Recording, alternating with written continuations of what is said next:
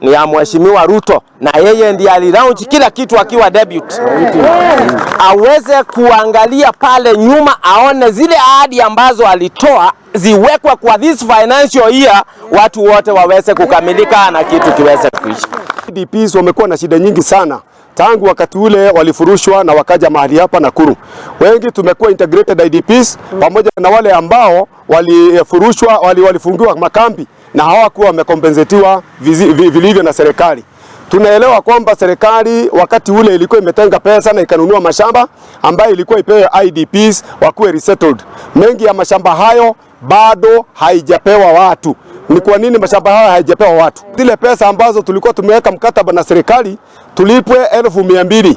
Wengine walipewa 50,000 wakingojea 1,150 ambaye haikuwekwa kwa budget mpaka leo. Tunauliza ni kwa nini serikali imenyamazia swala hilo ambalo lilikuwa IDPs hao wapewe pesa zao. Na pia kuna wengine ambao hawakupata hata senti moja na tangu wakati ule na hawajapata chochote. Watu hawa wamekuwa kiishi kwa njia ambao ni ya shida. Watoto wetu hawajakuwa wakisoma vizuri kama Wakenya wengine. Wakati kazi zinapeanwa, watoto wetu hawezi kupata nafasi za kazi, maana hata certificates hawana. Wengi hawamalizi shule ni kwa sababu hatuna pesa za kuwasomesha. Tunahangaika hali ya juu, mpaka hata watoto wetu wana masomo. Tumefulia watu, hatukuwa wagonjwa, tumekuwa na mapresha na ugonjwa tofauti. Tunashindwa, wenzetu wengine wamelipwa 1,400, wengine wamepewa 1,200, wengine wamepewa mashamba, wengine walipata 50. Sisi hapa tujapata chochote. Tunashindwa, sisi ni Wakenya ama tulitoka Tanzania?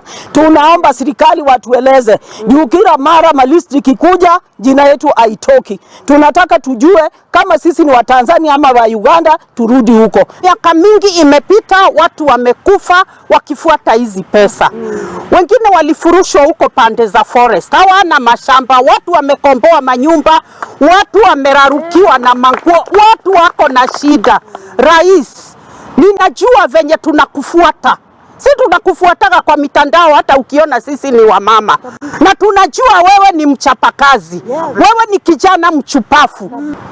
Kwa hivyo, tafadhali tunakuomba. Tunalia kama wamama.